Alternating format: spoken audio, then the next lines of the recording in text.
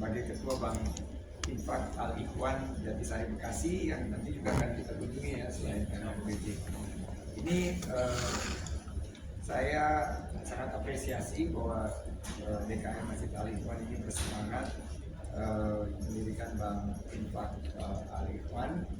Dan perkembangannya seperti apa nih Pak Aminuddin dari segi sahabat infaknya sampai juga kan saya dengar banyak yang terjerat pinjaman online. Kalau kata Mas Reza ini pinjol abal-abal.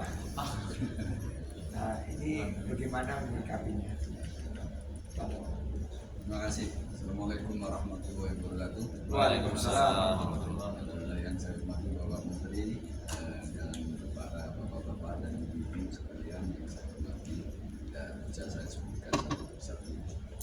Pertama, terima kasih kami sudah diundang di pertemuan hari dan malam ini dengan pembina Bank Infak Pusat, Bapak Sandiaga Uno, untuk kita menyampaikan hal-hal yang berkaitan dengan Bank Infak. Pertama saya mulai dengan pendirian ini Pak.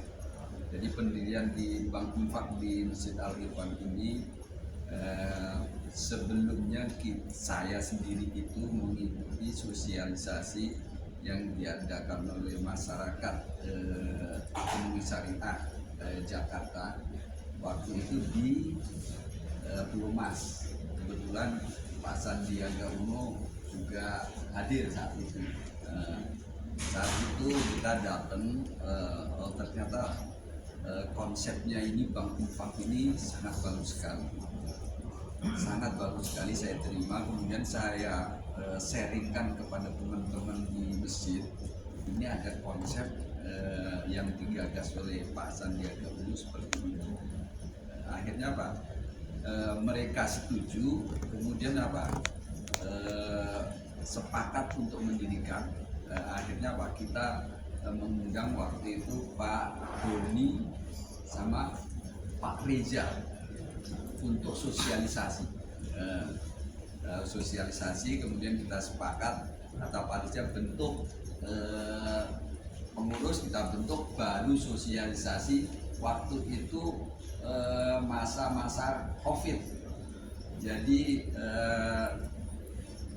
apa itu trainingnya itu lewat Zoom Pak Menteri. Akhirnya ya sudah kita selesai training, kemudian kita mengumpulkan infak atau sedekah sedekah jariah. Di kami namanya sedekah jariah, terkumpul 17 juta awalnya itu. Kemudian apa? Saat itu luar biasa ini, kita baru mendirikan sudah ada tantangan dari Bank Infak Pusat untuk ikut lomba. Itu akhirnya apa? Kita pertama kali itu ada 14 sahabat Bank Infak kita berikan saat itu. Level pertama semuanya itu 500. Kita laporan ke Bank Infak Pusat. Alhamdulillah kita dapat predikat piagam baik. Saat itu kita dapat infak dari Bank Infak Pusat 5 juta tambahan sebagai infak. Itu tahap pertama. Kemudian terus terang ini Pak Menteri, jadi latar belakang dari Bank Infak Masjid Al-Ikhwan ini, kebetulan saya tadinya RW gitu. Saya melihat itu di masyarakat sekitar Jatisari ini, perumahan kita itu dalam tanda kutip itu banyak ekonomi susah, mau beli buku pinjam rentenir, mau melahirkan beliau ini kontrakan dipetakan pinjem rentenir karena apa? Kiri kanannya kurang peduli. Kemudian mau bisnis kecil-kecilan pinjem rentenir.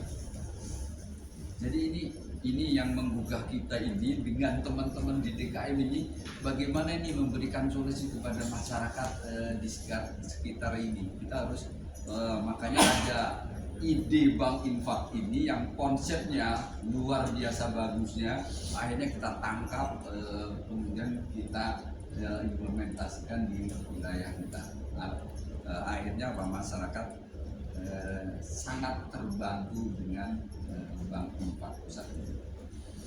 Perkembangan memang kita kalau saya sih yakin Pak Menteri, walaupun kondisi masyarakat susah begini, tapi kita modal sedekahnya ini ada pertumbuhan modal kita ini setiap tahun itu 9% infaknya.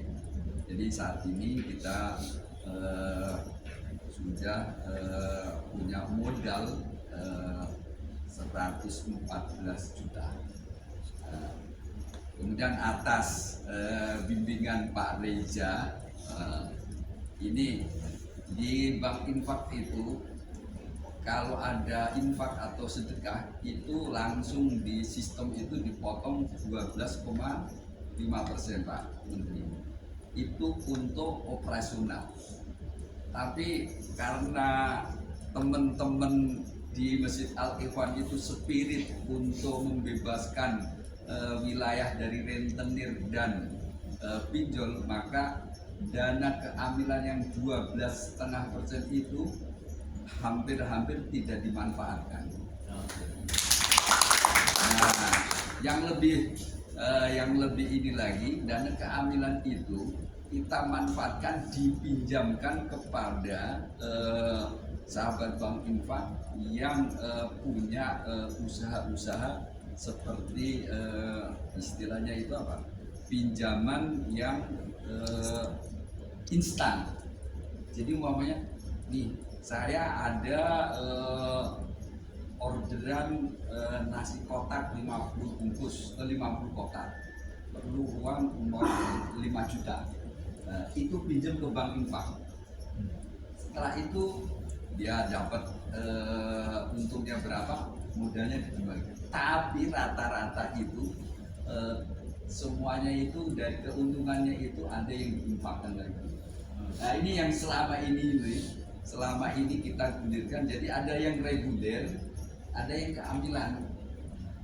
Itu alhamdulillah sampai saat ini itu yang keamilan juga jalan, yang reguler juga jalan. Ya, kalau yang reguler kita baru naik ke level 5. Satu orang 2,5 juta, sama hampir sama ya Pak ya, hampir sama. Jadi kita kalau ada kegiatan ini kita share Pak, kita share baik di grup-grup wilayah itu maupun di medsos. Terakhir itu yang dari NTT itu menduplikasi model kita Pak Mas Rofik ya, Mas Rofik itu dari NTT komunikasi terus dengan kita, termasuk dengan Bintaro ya Pak ya. Itu. Jadi saya berharap itu pada kalau bisa ini Pak Menteri, kalau bisa ini Bank Infak ini yang sangat luar biasa bagusnya ini, itu harus dibumikan. Kalau perlu di seluruh Indonesia nih. Kalau Pak Bintaro itu sudah kemana-mana nih, ini karisma. Karena Pak, saya lihat kalau saya ngobrol-ngobrol, nggak ada yang menolak keberadaan Bank Infak. Kenapa bagusnya itu? Jadi sayang sekali seandainya kita itu nggak all out untuk membumikan ini. Itu mungkin selanjutnya di sekitar kita itu Jati AC itu baru satu Pak Menteri. Jadi wilayah-wilayah sekitar kita itu kepengen bergabung sama kita Pak Menteri, kepengen bergabung, tapi karena memang modal bank infak kita terbatas, maka kita ya nanti dulu kita pending dulu.